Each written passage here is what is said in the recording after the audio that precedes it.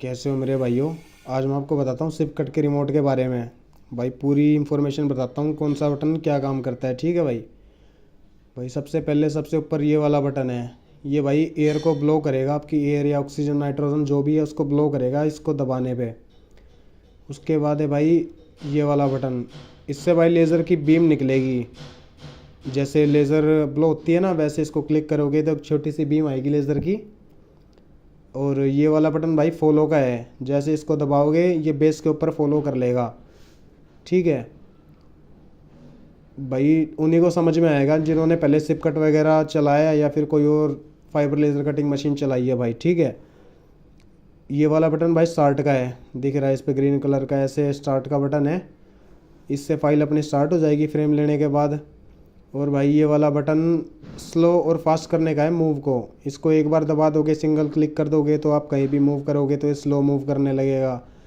फिर आप इसको एक बार दबा दोगे तो कहीं भी मूव करोगे तो ये फास्ट मूव करने लगेगा। ठीक है भाई, सिंगल क्लिक में जैसे सिप कट में होता है फास्ट को होल्ड करके रखोगे और मूव करोगे तो वो फास्ट मूव करेगा, लेकिन ऐसा नहीं है। इसमें एक बार इसको क्लिक कर दो, छोड़ दो, फिर कहीं भी मूव करोगे तो स्लो। एक बार क्लिक कर दो, छोड़ दो, फिर कहीं भी मूव करोगे तो फास्ट। ये बटन है भाई रेज्यूम का। उसमें भाई जैसे अपना सिप कट में होता है उसमें 3 बटन होते हैं। जैसे आपका स्टार्ट और पॉज 2 बटन होते हैं, इन्हीं बटनों से फाइल चलती रहती है। लास्ट में एक स्टॉप का बटन होता है, जिसको स्टॉप कर दोगे तो फाइल अपना ब्रेक पॉइंट भूल जाएगी। ठीक है भाई, लेकिन इसमें एक बार अगर आपने फाइल स्टार्ट कर दी तो उसके बाद आपको ये स्टार्ट वाला बटन दोबारा नहीं दबाना होता। अगर दोबारा दबा दिया तो फाइल नए ब्रेक पॉइंट से वहीं से शुरू हो जाएगी। एक बार फाइल स्टार्ट करने के बाद आपको रेज्यूम और पॉज ये 2 बटन काम में लेने होते हैं बस। ठीक है भाई, तो ये बटन हो गया रेज्यूम का। और ये वाला बटन है भाई जेड को होम करने के लिए, जेड एक्सिस को होम करने के लिए। इसको सिंगल क्लिक कर दोगे जेड एक्सिस होम पे चली जाएगी, जो उसका होमिंग पॉइंट है। ठीक है भाई, और ये वाला बटन है भाई ओरिजिन सेट करने का। जैसे कोई फाइल है, किसी फाइल का आपको फ्रेम लेने की ज़रूरत नहीं है। अगर आप किसी फाइल का फ्रेम लोगे तभी उसका ओरिजिन सेट होएगा। अगर बिना फ्रेम लिए ओरिजिन सेट करना है तो उसको पोजीशन पे ले जाके हेड को आप ये क्लिक कर दीजिए, आपका ओरिजिन बन जाएगा। वहीं से फाइल शुरू हो सकती है आपकी सीधा स्टार्ट करने में। ठीक है, और भाई ये बटन आपको पता ही है मूव के लिए हैं। ठीक है भाई, ये 4 बटन, ये अप डाउन लेफ़्ट राइट। ठीक है भाई, और ये बटन पॉज का है, ये रेज्यूम, ये पॉज, ये स्टार्ट। ठीक है भाई, ये बटन देखो पता ही लग रहा होगा, इस पर स्क्वायर बना हुआ, ये फ्रेम लेने का बटन है। ठीक है, और भाई ये वाला बटन है भाई जेड एक्सिस को ऊपर मूव करने का, ये जेड एक्सिस को नीचे मूव करने का भाई। ठीक है, इससे जेड एक्सिस ऊपर, इससे जेड एक्सिस नीचे। ठीक है भाई, हेड ऊपर नीचे हो जाएगा इससे आपका। और भाई ये वाला जो बटन है ये भाई ज़ीरो करने का। जैसे सिप कट में आप करते हो ना फंक्शन जीरो करते हो, तो इसमें फंक्शन जीरो करने की ज़रूरत नहीं है। फंक्शन का बटन इसमें भी है, लेकिन इसमें फंक्शन ज़ीरो करने की ज़रूरत नहीं है। सिंगल ज़ीरो क्लिक करोगे तो यहाँ से फाइल के ओरिजिन पे हेड आ जाएगा। ये बटन है भाई बैक फॉरवर्ड का। इसमें देखो एक ही बटन के अंदर फॉरवर्ड भी है और बैक भी है। ये कैसे काम करेगा भाई, ये सिंगल बटन काम करेगा फंक्शन के साथ। फंक्शन को होल्ड करोगे, साथ में इसको प्रेस करोगे तो फॉरवर्ड होएगा, सिंगल प्रेस करोगे तो बैक होएगा। ठीक है भाई, और भाई ये वाला जो बटन है ये बटन है स्टेप में मूव करने के लिए। इस पे क्लिक करोगे तो आप इसको मूव करोगे तो जो भी आपने अपने सिस्टम में फीड कर रखा है 1 mm 2 mm उतना उतना हेड आपका सरकेगा भाई। ठीक है, ये स्टेप के लिए है। और भाई ये वाला जो आपका बटन है भाई, ये वाला एज सिक, आपने सुना होगा सिप कट में होता है एज सिक, सभी में होता है वैसे तो।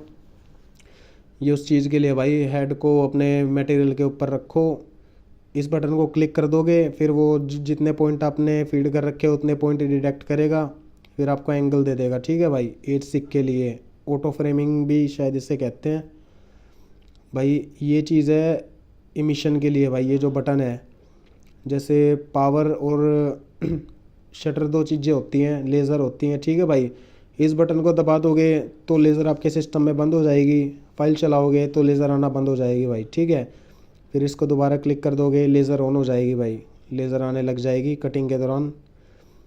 और भाई ये जो चीज़ है कैलिब्रेशन के लिए भाई, ऑटो कैलिब्रेशन के लिए ये बटन दिया गया है।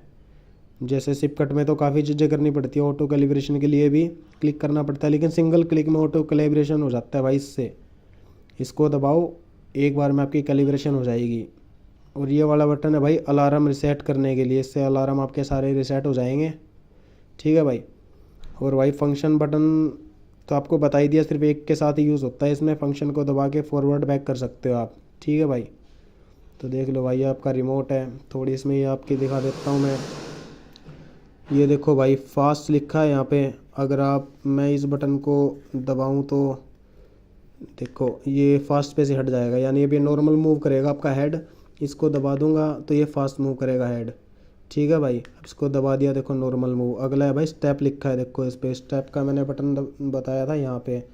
अगर इसको मैं यहाँ से दबाऊंगा, देखो भाई स्टेप दबा दिया, ऊपर स्टेप में रेड लाइट ऑन होगी, ठीक है भाई। इसको वापस दबा दिया मैंने, स्टेप मोड से हट गया। एक है भाई इसमें देखो बैटरी अलार्म, बैटरी ख़त्म हो जाएगी आपके रिमोट की तो ये ब्लिंक करने लगेगा, ठीक है भाई। अगर कोई मशीन में अलार्म आता है भाई तब ये ऑन हो जाएगी ये वाली लाइट, ठीक है भाई। ये ओके का है, कोई भी बटन हम प्रेस करेंगे साथ में ये ब्लिंक होगा। तो भाई ये है बोडोर के सिप बोडोर 3.0 का रिमोट कंट्रोलर भाई।